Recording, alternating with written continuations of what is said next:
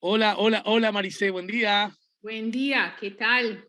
Bien, bien. Le estaba contando al público que estás conversando con nosotros una vez más, tenemos esa alegría, en el Gracias. marco del libro, otro de los libros por vos escrito y por Rumbo editado, Nazismo, el juego de las guerras y las ganancias.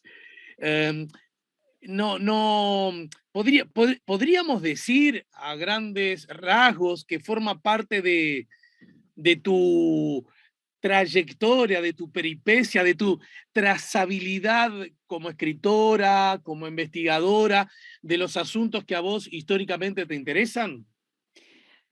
Sí, es una cadena, ¿no? Una cosa te lleva a la otra. Yo Bien. empecé estudiando la genealogía de mi familia y luego me hice la pregunta, ¿qué hacen los suizos en Uruguay? Cuando me pongo a investigar mi familia, me entero que habían conexiones de algunos miembros de mi familia que habían sido parte de las tropas de asalto nazis en Uruguay. Y ya dije, oh, bueno, ya tenía un poquito de información de mi familia, pero muy pocos datos tenía. Y cuando me lo Ujú. pongo a investigar, me encuentro con un montón de libros de la época que los conseguí aquí, no en Uruguay. Y eso me llevó luego a estudiar las compañías que en Uruguay, como Anilinas Alemanas o Siemens, que fue los que pusieron las líneas del teléfono en Uruguay y los que pusieron los cables de los tranvías en Uruguay, me pongo a fijar en esas compañías y digo, pero estas compañías alemanas fueron parte de algo más grande. Y ahí es donde empieza este segundo libro. Ya no se trata de Uruguay, ni se trata sobre la muerte de Hitler. Simplemente estudiar, seguir el paso de las compañías, no solo de las compañías alemanas, sino de las compañías en otros países que estaban colaborando con los alemanes. Ya empezaron a colaborar antes de la Segunda Guerra Mundial, pero algunos permanecieron en la guerra. Incluso cuando Estados Unidos le declaró la guerra al eje, esas compañías siguieron trabajando con Alemania. Entonces, me pregunto de vuelta, ¿por qué ha pasado esto? ¿No? Entonces, tropiezo con otra palabra que se llamaba pangermanismo, que viene a Ajá. ser lo mismo que el nazismo, pero eso ya se había generado a fines del siglo XIX. O sea que el Kaiser Guillermo ya tenía las ideas que luego Hitler las presentó como suyas, ¿no? Uh, que los alemanes tenían que tener su lugar geográfico, que la raza aria era la raza suprema, y que el resto se había que eliminarlos para ellos tener un lugar geográfico donde vivir, que estaban interesados en dominar Sudamérica. Incluso hay un escritor pangermanista, Tannenberg, que escribió un libro a principios del siglo donde pone toda la zona del sur de Sudamérica, Argentina, la Patagonia, Chile, Paraguay, Uruguay, como territorio alemán, como si ya fuese territorio alemán. Y eso está en una de las primeras páginas del libro. Bueno, ¿qué ocurre después? Viene la Primera Guerra Mundial, que fue por los mismos motivos que la Segunda Guerra Mundial. Pero luego, al final de la Primera Guerra Mundial, Alemania terminó muy mal, muy desmoralizada, el pueblo quedó empobrecido y desmoralizado. Las sanciones le pusieron en Versalles en 1919 fueron demasiado severas. Y el único que protestó fue Woodrow Wilson, que fue el presidente en el momento de Estados Unidos, que dijo, esto es demasiado severo, este país no va a poder pagar 33 billones de dólares, les va a llevar décadas, el pueblo no va a poder salir adelante. Entonces, al mismo tiempo, hubo un movimiento de imperialistas, como algunos llaman americanos, como los tengo acá todos escritos, John D. Rockefeller o JP Morgan, que dicen, bueno, vamos a tratar de ayudar a Alemania. Vamos a crear bonos para Alemania que se van a vender a través del Wall Street. Esos bonos de Alemania, ese dinero fueron para empresas alemanas. Y así fue como empezó a recuperarse Alemania rápidamente. Por un lado tenemos este influjo de dinero. Al Ujú. mismo tiempo, cuando ya Hitler llega al poder, porque llega al poder el mismo año que Roosevelt es presidente, a Roosevelt le hacen la vida imposible. Roosevelt tuvo dos guerras. Una era una guerra con el eje en Europa y en el Pacífico, y la otra era una guerra con sus propias compañías del país. Uh, ¿Cuáles eran los enemigos más peores? Eran justamente Rockefeller, JP Morgan, Henry Ford, y hay un montón, Watson de la IBM, toda esta gente lo llamaban a Hitler que era un comunista, porque Hitler, perdón, a Roosevelt que era un comunista. ¿Por qué? Porque quiso hacer the good deal, cuando puso a todos la gente, que había 60 millones de desocupados en Estados Unidos. Entonces les quiso dar trabajo a esta gente y los grandes magnates pensaban que el gobierno no debía de meterse en emplear al público, que eso no debería de pasar. Lo otro que no les gustó es que Roosevelt quitó el respaldo oro. Pero lo que realmente fue que no les gustó para nada es que se pasó una ley que decía que, de acuerdo a la depresión en que estaba pasando el país, que estas compañías no podían tener una ganancia de más de 7 o 8%.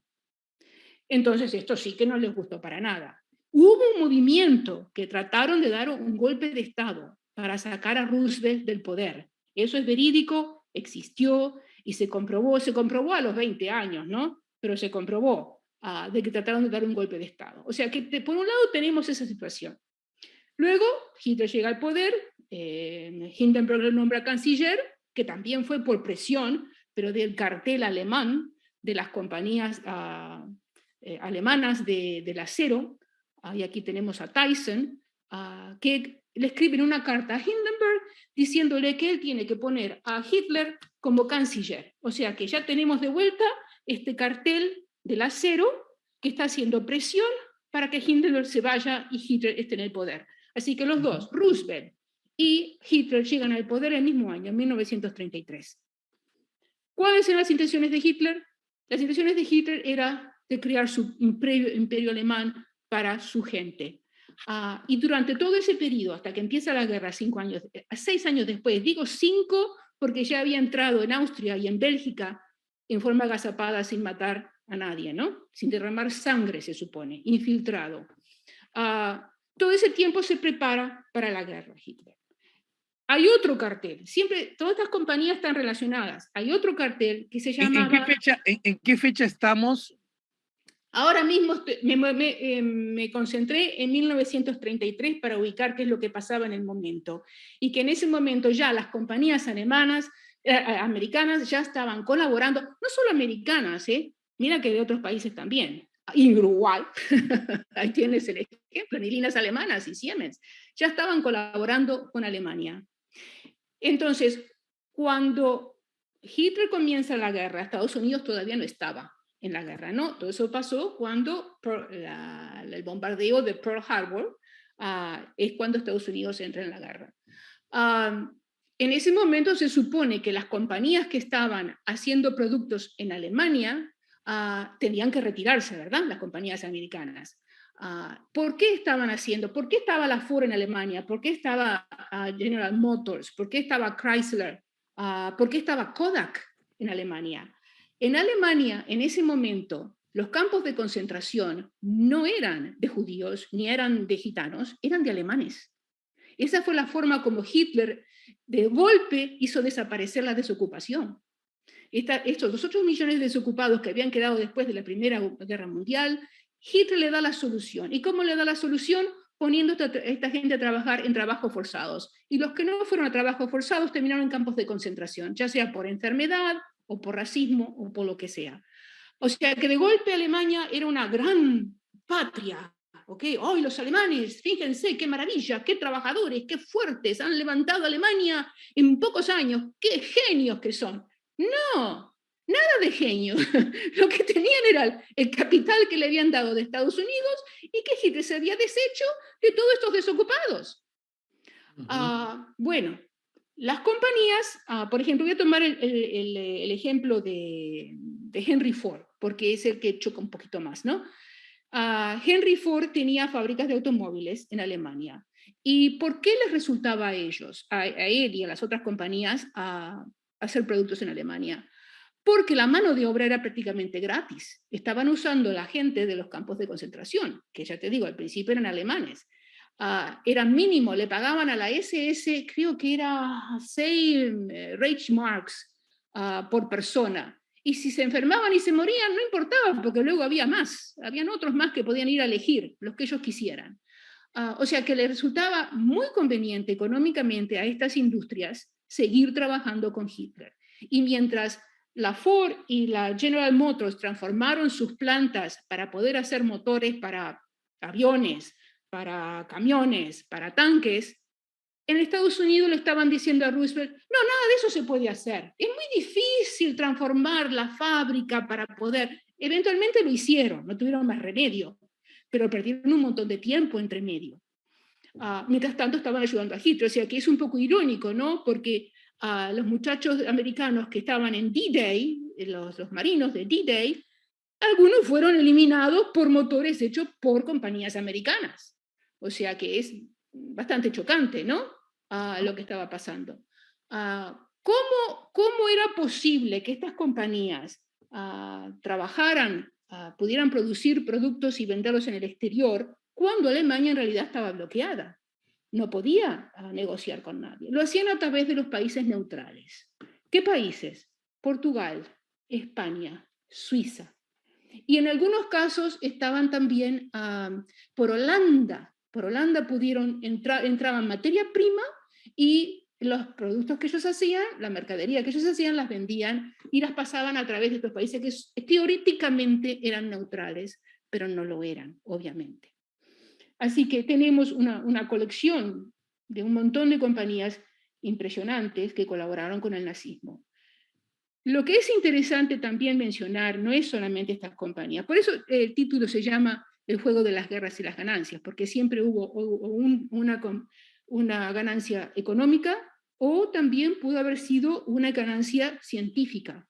Al terminar la guerra tenemos la operación Paperclip, donde casi 2.000 nazis prácticamente, muchos de ellos criminales, terminaron en Estados Unidos trabajando para la NASA, por ejemplo, trabajando como espías.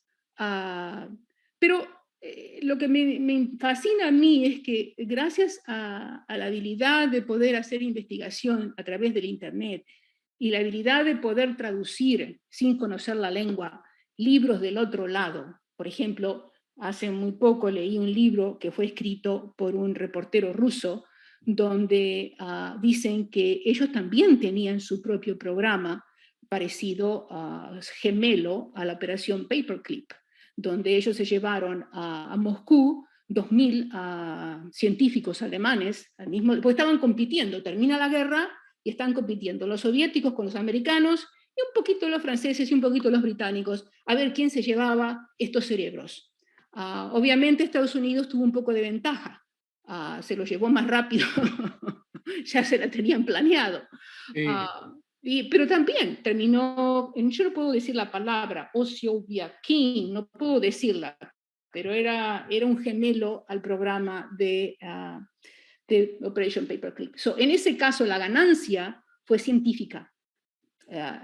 Por eso es que lo puse bajo ese título. Marise, estamos casi besando el final. Dos preguntas últimas. Primero, el libro, Nazismo, el juego de las guerras y las ganancias, está aquí en Uruguay, tiene circulación por las librerías y cualquier persona interesada puede acceder al mismo, ¿verdad? Sí.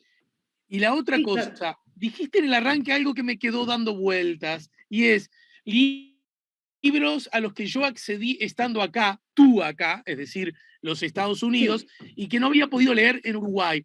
¿A qué responde que algunos libros estén? Te voy a dar un ejemplo, y si escribo algo la próxima vez, es sobre este libro. Cuando ocurrió el incidente del Graf Spee, la batalla del Río de la Plata, el Ministerio de Relaciones Exteriores, que en aquel momento el canciller era Guani, escribió un libro que se le dio el nombre del libro azul de Guani. Cuando ese libro se publicó, desapareció. Los alemanes lo compraron, los británicos lo compraron y se desapareció en Uruguay. El único que lo tenía en Uruguay es el nieto, el embajador Guani, que me comuniqué con él, que tenía el libro, pero no me lo dio el libro. Lo vine a conseguir acá, ¿dónde? En la biblioteca del Congreso, que me lo mandó prestado a mi biblioteca local. No lo podía sacarle de la biblioteca, pero como yo era amiga de la bibliotecaria, me dijo, mira, si quieres lo puedes copiar. Y es un libro fabuloso porque el problema que tenían los británicos y que tenían los alemanes es que Guani estaba protestando que la batalla había sido en aguas territoriales uruguayas. Y eso no lo dice nadie, no lo menciona nadie. Y es verdad, estaban infringiendo, era ilegal, porque Uruguay era un país neutral, se había declarado neutral en septiembre de 1939, en Panamá, en la Conferencia de Cancilleres de Panamá, Uruguay se declaró neutral, o sea que se estaba infringiendo las leyes del país, tanto Alemania como los británicos. En ese momento los americanos no tenían nada que ver. Pero Drake, el embajador británico, escribió 4 documentos o reportes, 4 años consecutivos, donde miente, ¿okay? Donde no dice la verdad, porque no le convenía a Inglaterra reconocer que ellos no habían respetado la soberanía del país, de Uruguay. O sea, ese es un ejemplo. Ese libro no lo encontrás en Uruguay por ninguna parte, por más que quieras buscar, no lo encontrás. Lo mismo pasó con los libros que yo fui encontrando aquí. Algunos compré en Mercado Libre cuando se podía comprar, ahora ya no se puede desde Estados Unidos comprar de Mercado Libre. Igual yo con otras personas me lo compran y luego me lo mandan. Pero la mayoría fue acá, por préstamo bibliotecario. Tú vas a la biblioteca, te anotas, pagas $5 al año y dices, mire, yo quiero pedir este libro prestado. En la computadora se fijan quién lo tiene. La mayoría de las veces son universidades o en Texas, o en California, o en Nueva York, que tienen libros así en español. Muchos de ellos están prácticamente que se desintegran, porque de la oxidación, y además que en Uruguay se usaba papel de diario para hacer estos libros. Pero así es como he conseguido muchos datos. Bien, bien. Bueno, por lo que entiendo entonces, la usina de... Una última cosita bien breve porque ya estamos mal de tiempo, Maricé. Sí. ¿En qué medida crees que esa lógica que en el libro vos defendés a modo de hipótesis, el juego de las guerras y las ganancias, auspiciado por condiciones de guerra subyacente o presente, ¿en qué medida crees que también se está desarrollando ahora con lo que está ocurriendo entre Rusia, Ucrania y la comunidad internacional? Muy buena pregunta, pero no te la voy a responder. Y no te la voy a responder ¿por qué? Porque uno se entera de lo que pasó 80 años después. Nos hemos enterado de que Hitler era un drogadicto 80 años después. O sea, hay muchas cosas que nunca se desclasificaron. Inglaterra nunca desclasificó nada. Recién hace 5 años, gracias a Angela Merkel, hay un archivo en Alemania, en Friburgo, donde se puede hacer investigación. Pero tienes que ser reportero, tienes que saber alemán, no está digitalizado. O sea, yo traté de entrar al archivo y me dieron entrada como escritora, pero yo no conozco la lengua. O sea, tenía que ser específica en lo que yo quería. No, yo quiero saber todo, yo no quiero preguntar una sola cosa. Pero la mayoría de los países no lo han desclasificado. La mayoría de la data que se conoce se desclasificó en Estados Unidos por el Freedom of Information Act, que no necesariamente desclasifican lo que pidas, ¿no? Hay algunas cosas que no se desclasifican hasta pasados los 100 años.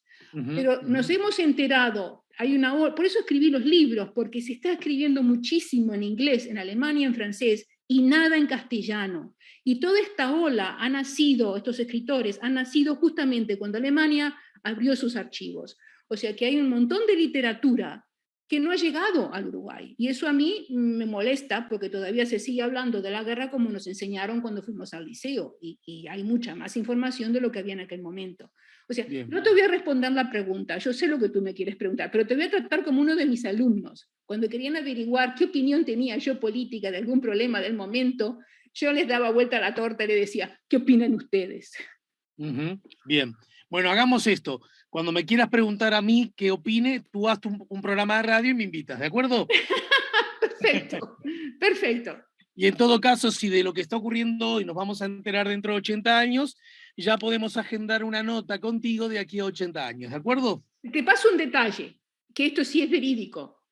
Quien aconsejó a Trump tratar de dar un golpe de Estado fue un miembro de la Corte Suprema. ¿Ok? Ajá. Bien. Te abrí un poquito las puertas, ¿verdad? Te abrí un Sí. poquito las puertas. Bien. Porque eso sí se ha verificado, eso está documentado. alguien de la Corte Suprema sugirió que esa era una herramienta válida. Uno de los miembros de la Corte Suprema trató de bloquear, aconsejó a través de su mujer, porque no lo hizo él directamente, por eso no lo pueden agarrar, su mujer aconsejó a Trump que lo que tenía que hacer era bloquear a aquellas personas que tenían que certificar las elecciones, que había ganado Biden. Y en realidad el vicepresidente, que nunca le tuve mucho respeto, a pesar de que era de mi estado, de Indiana, porque nunca había hecho nada por Indiana, no era un hombre malo, realmente salvó la Constitución. Ese hombre lo quisieron sacar del Capitolio el día que ocurrió el incidente, el 6 de enero, y él dijo, no me voy de aquí. Hasta que yo no certifique los votos, yo de aquí no me voy. Y a las 2 de la mañana se certificaron. O sea, fue bien violento, especialmente para nosotros como inmigrantes que hemos estado acá casi 50 años disfrutando de la democracia y sin preocupaciones verdaderamente, excepto por algunos momentos, cuando se han iniciado guerras, que siempre nunca le gusta a nadie las guerras, pero fue bastante violento. Pero nunca vamos a saber a lujo de detalle hasta que pase el tiempo. ¿Okay? Va a tener que pasar el tiempo. Bien, fenómeno. Bueno, te agradezco mucho, como siempre, te mando un beso cariñoso y no... Sí, pero cada vez me das menos tiempo para hablar, ¿eh? Bueno, pero para. Para la próxima, si tenemos más tiempo, me tienes que prometer que vas a salir en cámara, porque por algo hacemos un encuentro. Mira, te voy a poner a una de mis nietas que se parece a mí de 18 años, cuando yo era joven. Te voy a engañar con ella, que es muy inteligente además, ¿eh? Y además te hablas castellano, así bueno, que la puedes entrevistar a ella. Mira, haremos un juego de ventrílocuos, entonces. Exacto. Te saludo y te felicito por el casamiento familiar. Bueno, muchas gracias. Gracias por invitarme. Adiós. Gracias. Maricé Etlin Caro nos acaba de ayudar a poner la mañana en camino. Nos vamos volando a la última pausa. Estamos en el 98.7.